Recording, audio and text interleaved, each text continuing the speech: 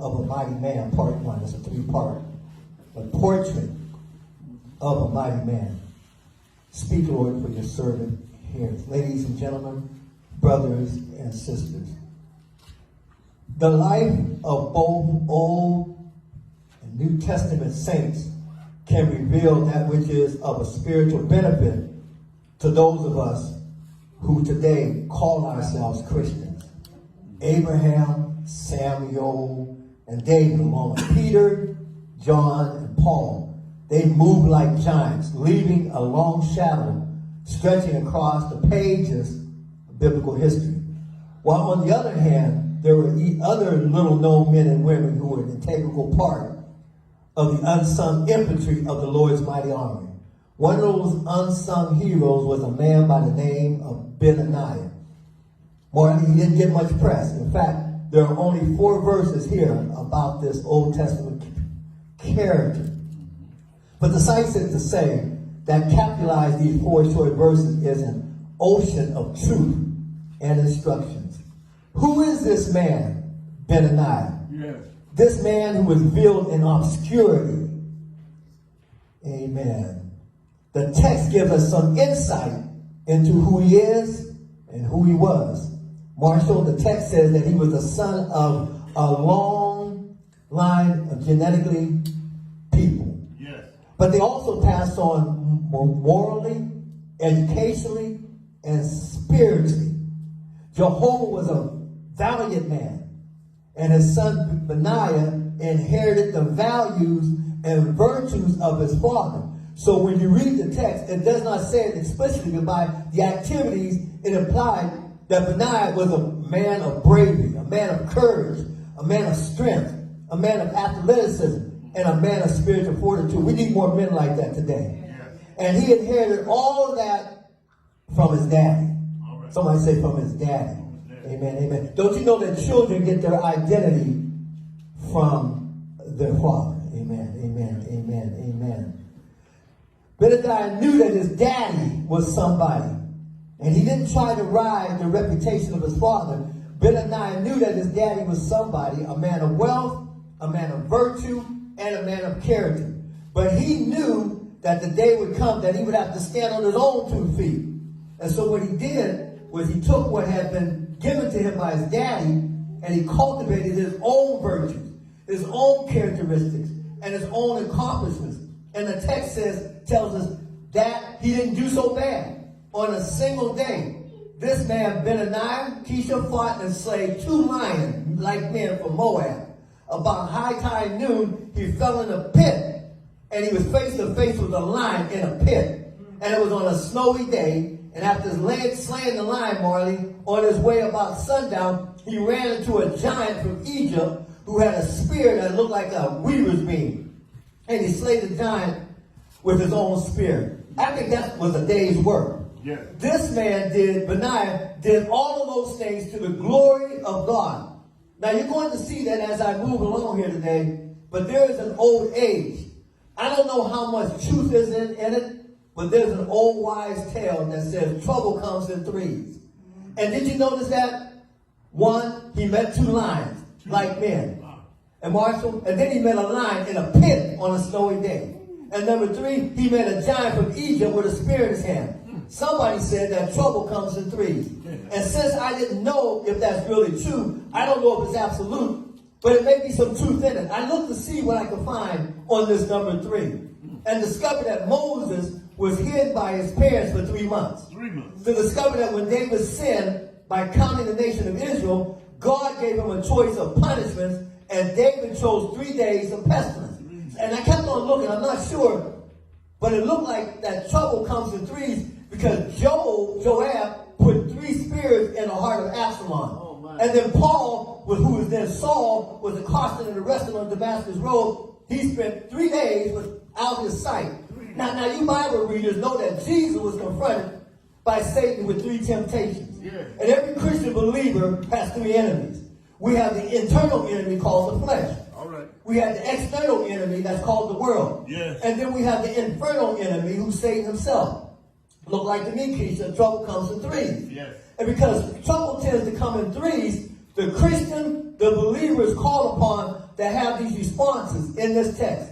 It teaches us that we are to slay, destroy, and overthrow. Somebody say that. We are to slay, destroy, and overthrow. Amen. Amen. And I want to spend the remainder of my time here this morning unpacking what it means for a Christian to slay, to destroy, and to overthrow. Yeah. Are you going to walk with me today? Yeah. Well, now come to the text, and we see that this mighty man had victories in 3 areas.